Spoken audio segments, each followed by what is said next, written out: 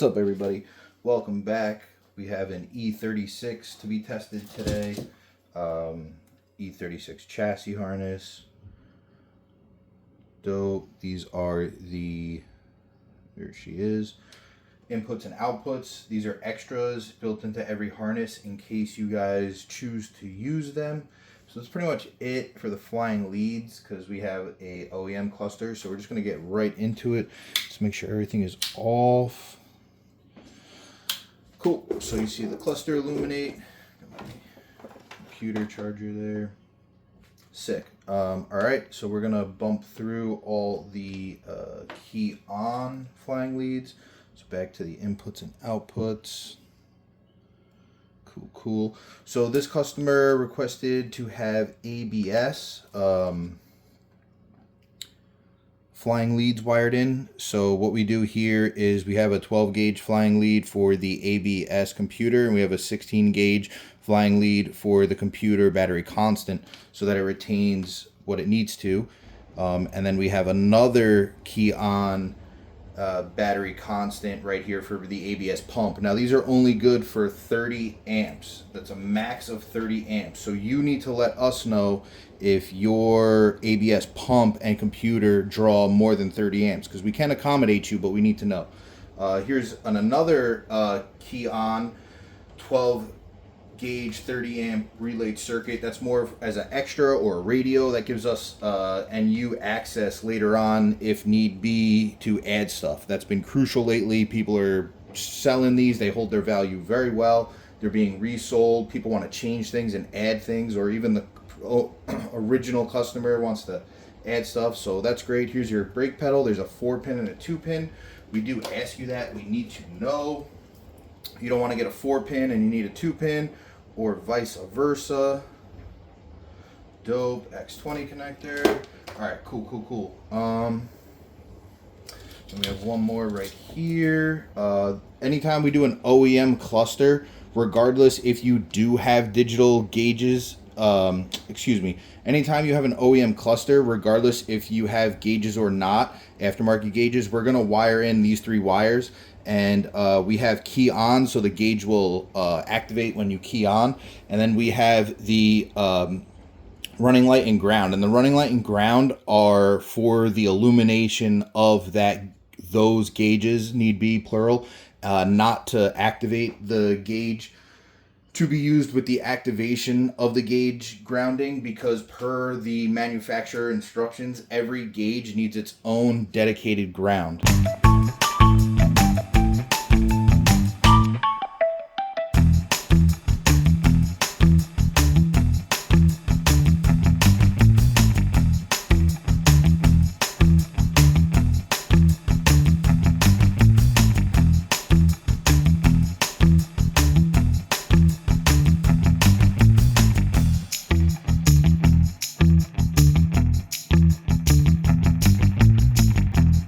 Right, so we have battery constant and key on tested. So let's go through the OEM blinker and headlight stalk. So we'll activate the blinkers. You can see it illuminates on the cluster as well as here at the lights, vice versa. So this is now the passenger side.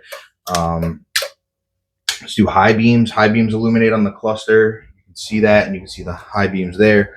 And then what was I just going to check? Hazards.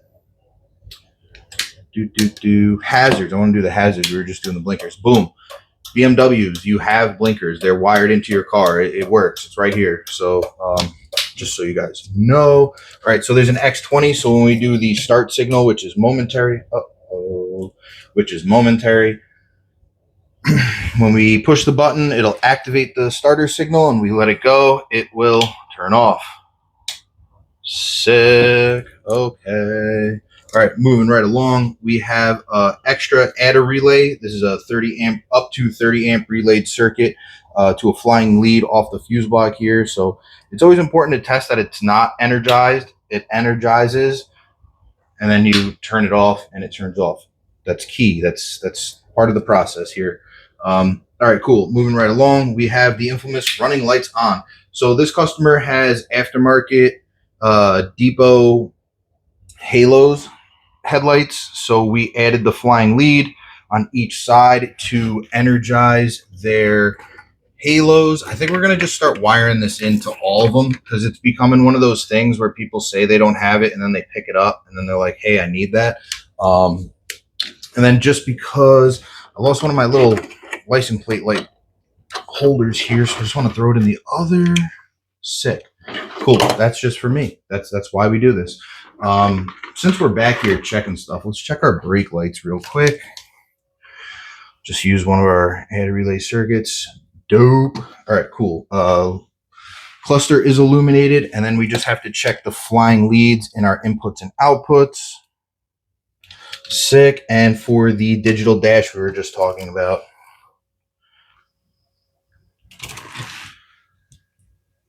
Sick. Cool. So we did high beams. We can do headlights. Sick. You can see the headlights. Is that it for those? We can shut those down. Yeah, that's it for those. We don't. Yeah, because it's not a digital dash. We did hazards. So we check that. And then we have wiper, which we leave as a flying lead.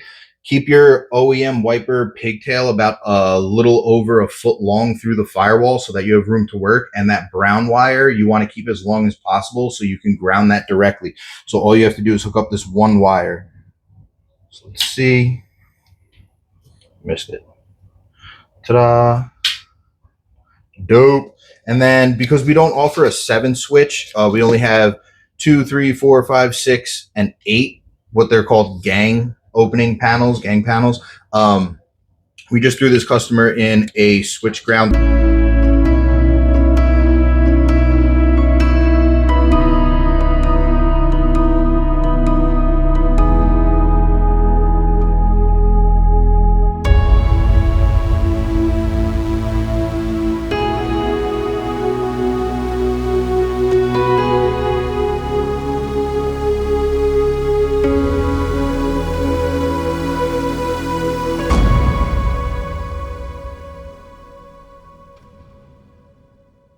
This customer in a switch ground signal that goes to the inputs and outputs. So we have to flip these around.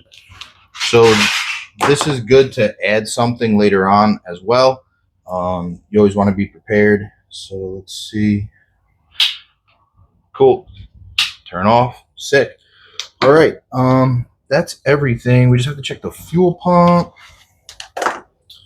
Let's check the fuel pump. Right here. The X20 has a switched power signal, so we're going to send power to this wire in the X20, and that should activate the fuel pump. Perfect. Okay, so that's about it. That wraps it up. That's it. Sick. Thanks for watching another video. This is number 129. This is the E36 Chassis Harness. And as always, be good and take care.